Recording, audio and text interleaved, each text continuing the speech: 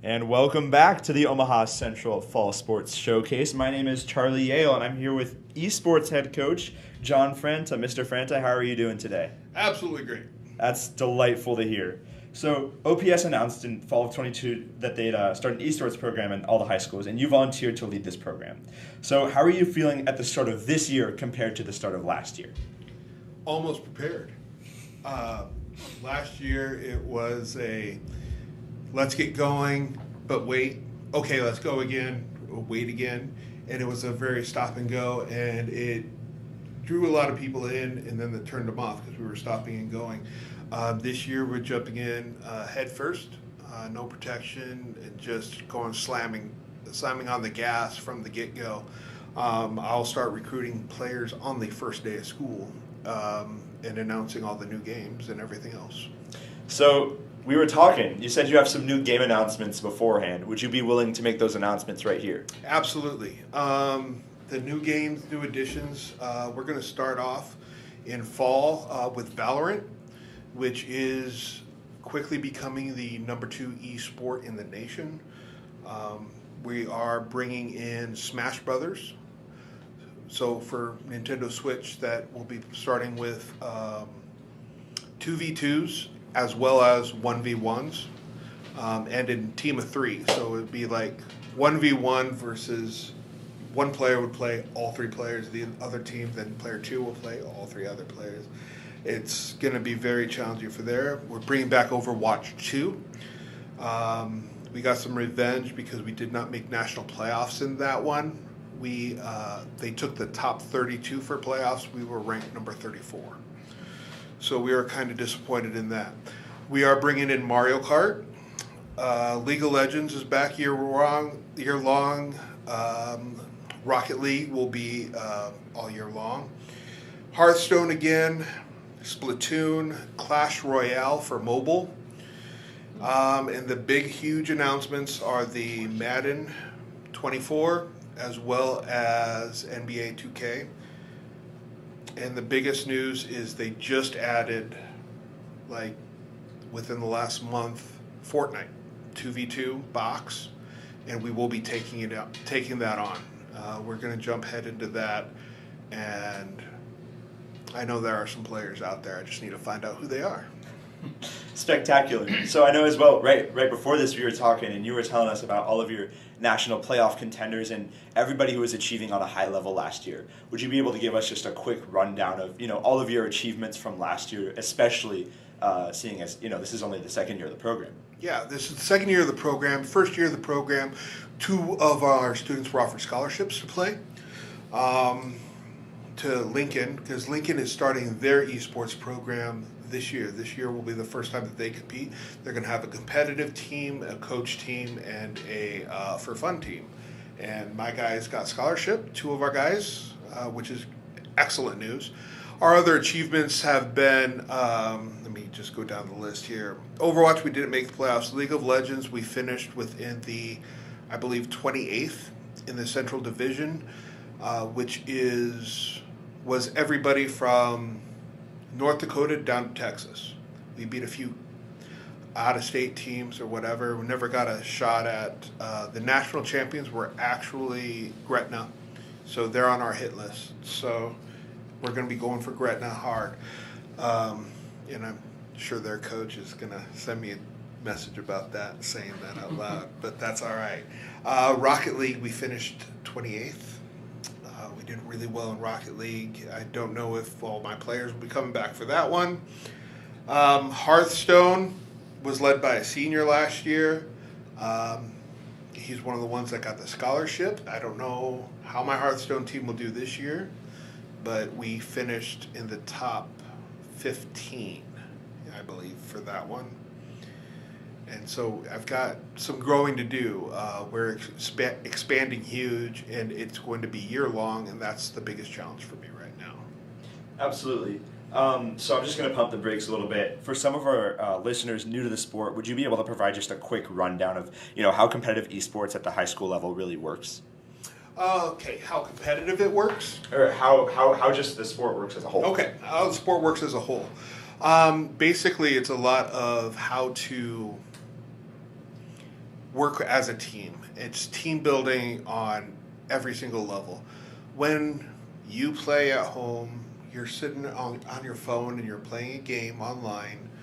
Whatever you're doing, you rely on other people doing things. You're competing with other people. I mean, you can play the Harry Potter puzzle game and you see you're in your own house or whatever, and you're competing against people in your house. And with esports, you're not only doing this big competition, but instead of me sitting on a controller on my couch and you're at home and you have to verbally talk, you're shoulder to shoulder with your teammates. You have to have your headset on.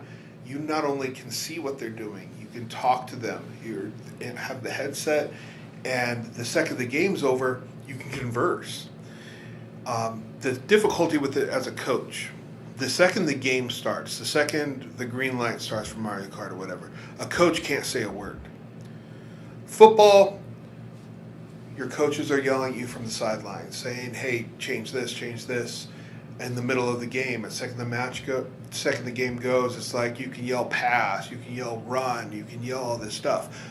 A coach has to be silent. The team cannot have any coaching while a match is happening.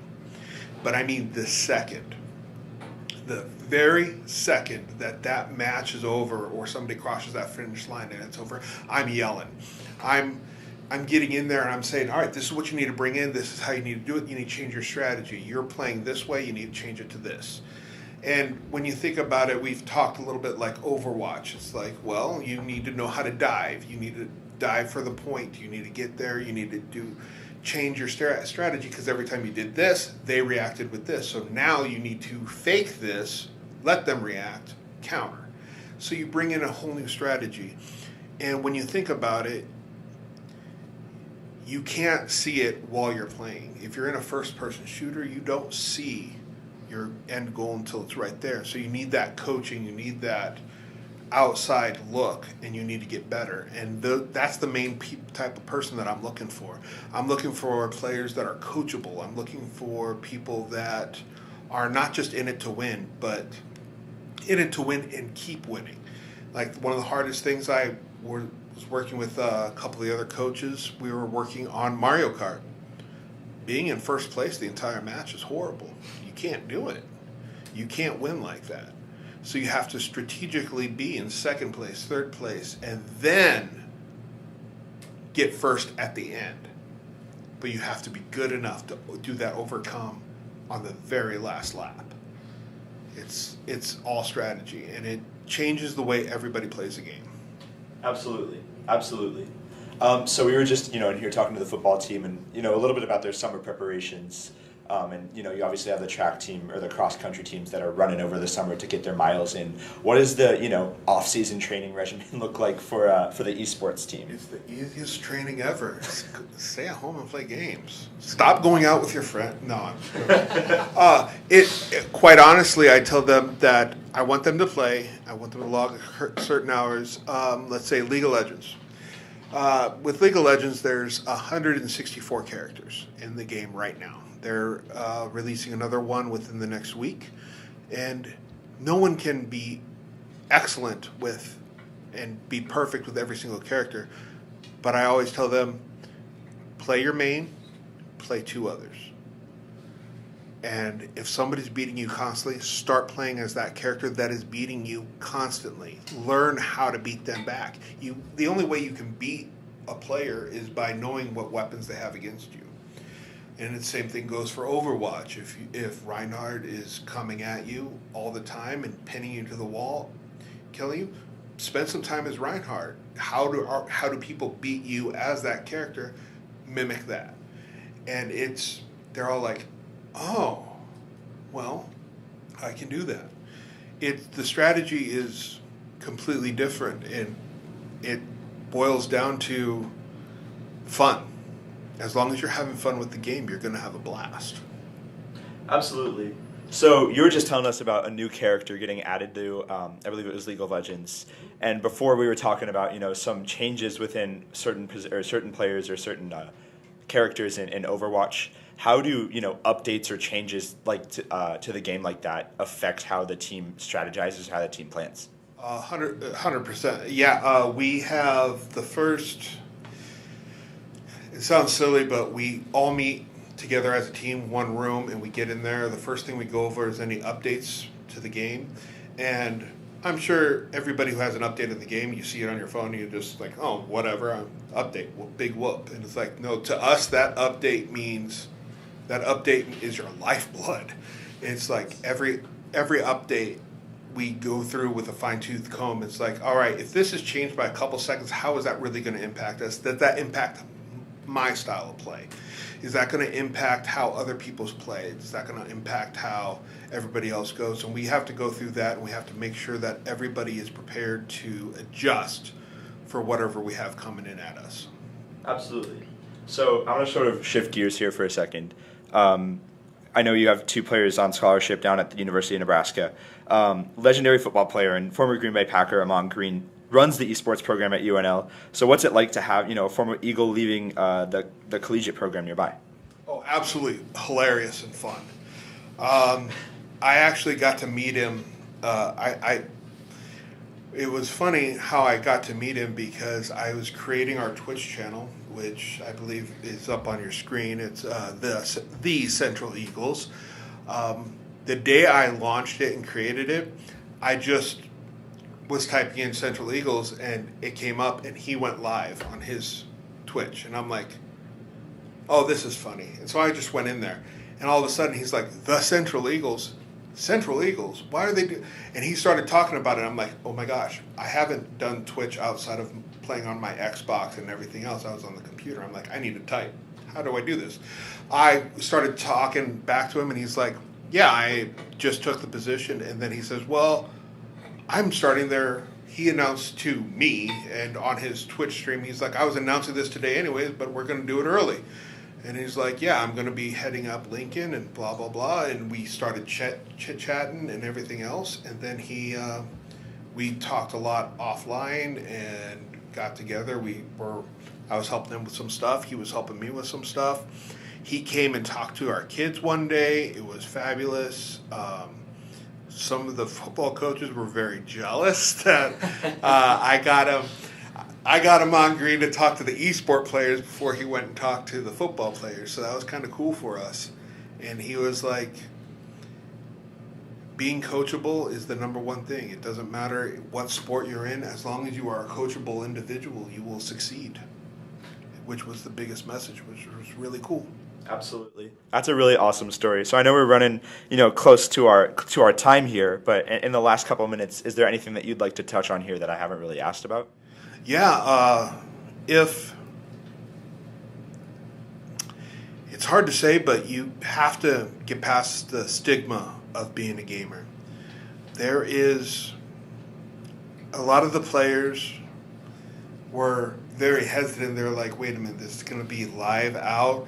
I don't want people to know I'm on the esports team, because it had such a stigma. It's like, oh, you play video games. But just sitting here talking with all of you guys between times, everybody's a gamer. You never make it known. It's like, if I pull up Mario Kart in my room and just have it sitting there, you'll gravitate to it, and you'll just sit there and you'll play. Every student would sit there and just play just because it's fun. And that's what I want to bring back. It's like, I don't care if we win first, if we win whatever place we're in. I want students to see that there's opportunity. I'm going to take the esports program and I'm going to grow it. I'm not only looking for players, I'm looking for broadcasters, streamers. I'm looking for people to help me out grow the program. I want it more than just playing video games. I want somebody to go to college and say, I want to be an esports commentator. Awesome. Well, once again, thank you very much, Coach Jon Franta of the Central Esports team. Wish you best of luck this season, and thank you for joining us. All right, thank you guys. We'll go right to a break.